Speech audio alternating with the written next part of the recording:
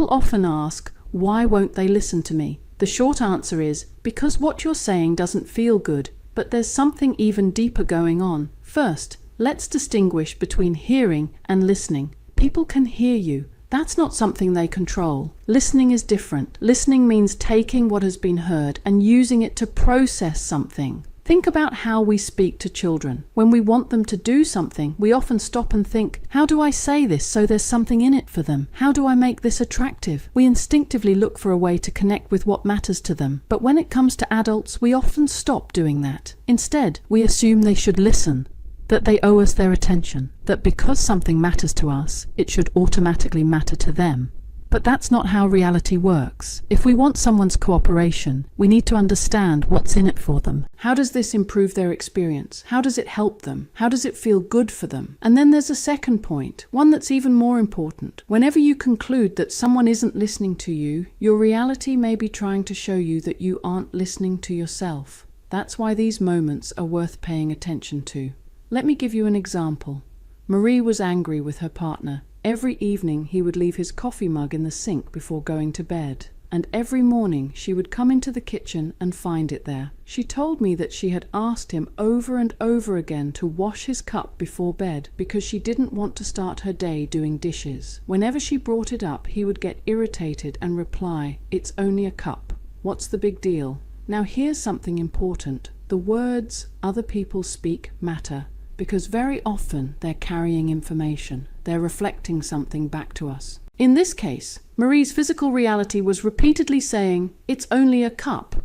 Why are you creating so much resistance around this?" But she couldn't hear it, because she thought the problem was the cup. It wasn't.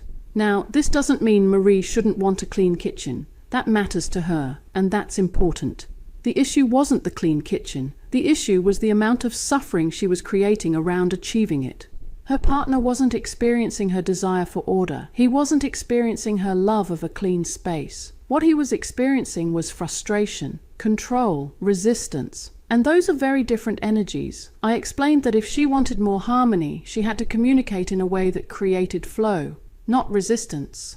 Marie believed that because he was her partner, he should naturally care about things in exactly the same way she did. But that will never be true. Every person is unique, just as every cell in your body is unique. Each cell has its own function, its own role, its own contribution. The goal isn't to make every cell the same. The goal is communication, harmony, cooperation. And whenever that communication breaks down, resistance appears. It shows up as anger, frustration, irritation, anxiety, or any of the emotions we don't enjoy feeling. So I reminded Marie, "You wash the dishes because you love having a clean kitchen." She agreed. She described how satisfying it felt, how much she enjoyed waking up to an orderly space. So I asked, if having a clean kitchen feels so good, why is washing one cup so painful? She immediately replied, "Because I don't understand why he won't do such a small thing. It's only a cup." I smiled.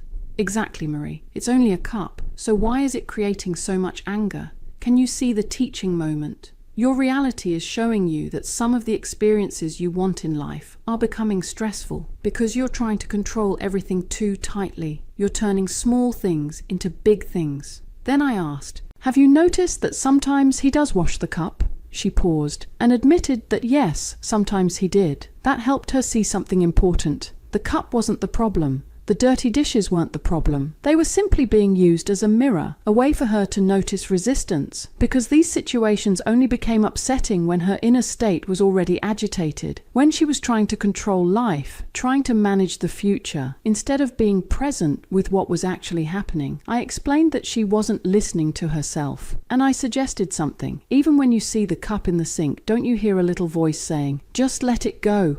Even if it's only for a split second. She laughed, because she knew exactly what I meant. She had heard it. She just wasn't listening. The stress of trying to control life had drowned it out. The frustration appeared immediately, and once it appeared, it felt justified. I reminded her, "If your partner wasn't here, you'd wash the cup anyway, wouldn't you?" She laughed again. "Of course." Now, I can feel tremendous compassion for Marie. I know exactly what that feels like. We've all been there. But suffering becomes valuable when we're willing to learn from it, because then it happens less often. So, what's the takeaway? The next time you're frustrated because someone isn't listening, pause, speak to them in a way that helps them understand why it matters to you, but also listen. Listen to why it may not matter in the same way to them. Because every frustrating situation is asking one of two questions. Show me why this truly matters, or does this really matter at all? The words coming from the other person often contain your own truth trying to reach you, trying to help you see the situation more clearly. And life becomes much easier when you listen. Because our only real goal is to remove resistance. What wants to arrive in your life is already trying to arrive. But stress is like driving a car with one foot on the accelerator and one foot on the brake.